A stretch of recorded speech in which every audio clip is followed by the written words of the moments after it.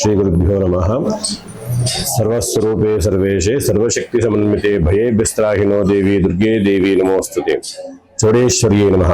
ಶ್ರೀ ಕ್ಷೇತ್ರದಲ್ಲಿ ವಿಶೇಷವಾಗಿ ನಿನ್ನೆ ಬೆಳಗ್ಗೆಯಿಂದ ವಿಶೇಷವಾಗಿ ಏನಪ್ಪಾ ಅಂತಂದ್ರೆ ಶತಚಂಡಿಕಾ ಮಹಾಯಾಗವನ್ನ ಹಮ್ಮಿಕೊಂಡಿದ್ವಿ. ಹಾಗೆ ಲಕ್ಷ ದೀಪೋತ್ಸವ, ಕಾರ್ತೀಕ ದೀಪೋತ್ಸವ ಹಮ್ಮಿಕೊಂಡಿದ್ವಿ. ನಿನ್ನೆ ಬೆಳಗ್ಗೆಯಿಂದ ಗಣಪತಿ ಪೂಜೆ ಪುಣ್ಯಾಹ, ಹಾಗೆ ಗಣಪತಿಗೆ ಮಹಾಗಣಪತಿಗೆ ವಿಶೇಷವಾಗಿ ಸ್ವಸ್ತಿ ಪುಣ್ಯಾಹ ಮಾಡಿ ಗಣಹೋಮ, ಮಹಾಗಣಪತಿ ಪಂಚಾಮೃತ ಅಭಿಷೇಕ, ವಿಶೇಷವಾಗಿ ಚಂಡೀ ಪಾರಾಯಣ, ಹಾಗೆ ವಾಸ್ತು ಮಂಡಲಾರಾಧನೆ, ವಿಶೇಷವಾಗಿ ವಾಸ್ತು ಹೋಮ, ವೇದಿಕಾರ್ಚನೆ, ಅಮ್ಮನವರ ಸಾನ್ನಿಧ್ಯದಲ್ಲಿ ಅಮ್ಮನವರ ದೇವಾಲಯದಲ್ಲಿ ವಿಶೇಷವಾಗಿ ಕಲಶ ಸ್ಥಾಪನೆ, ಹಾಗೂ ನಿನ್ನೆ ಬಂದು ಮೂಲಮಂತ್ರ ಹೋಮ.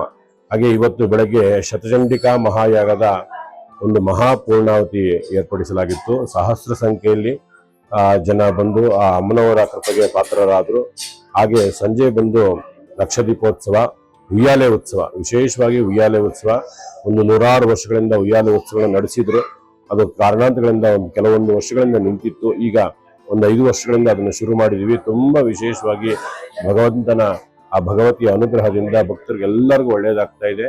ಹಾಗೆ ಈ ಕ್ಷೇತ್ರದಲ್ಲಿ ಬಂದು ಯಾರು ಭಗವತಿಯ ಒಂದು ಆಶೀರ್ವಾದ ಪಡಿತಾರೋ ಅವ್ರಿಗೆ, ಅವ್ರ ಕುಟುಂಬಕ್ಕೆ ಎಲ್ಲರಿಗೂ ಒಳ್ಳೇದಾಗ್ತಾ ಇದೆ.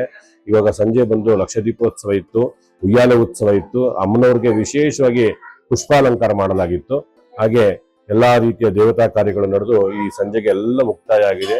ಶತಚಂಡಿ ಮಹಾಯಾಗ ಮತ್ತೆ ಲಕ್ಷ ದೀಪೋತ್ಸವ ಅಮ್ಮನವರ ಅನುಗ್ರಹದಿಂದ ಸಹಸ್ರಾರು ಭಕ್ತಾದಿಗಳು ಆಗಮಿಸಿ ಈ ಯಾಗವನ್ನು ಮುಗಿಸ್ಕೊಟ್ಟಿದ್ದಾರೆ.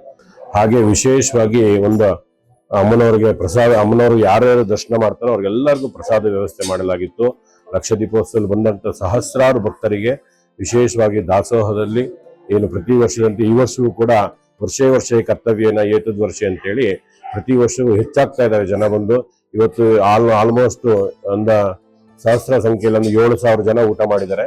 ಹಾಗೆ ಬಂದು ಜನ ವಿಶೇಷವಾಗಿ ಅಮ್ಮನ ದರ್ಶನವನ್ನು ಪಡೆದು ಊಟ ಮಾಡಿ ದೀಪಗಳನ್ನ ಹಚ್ಚಿ ದೀಪಗಳಿಂದ ಬೆಳಗ್ಗೆ ಅಮ್ಮನವರ ದರ್ಶನ ಪಡೆದು ಪುನೀತರಾಗ್ತಾ ಇದೆ ಅಂತೇಳಿ ಹೇಳ್ತಾ ಇದ್ದೀವಿ.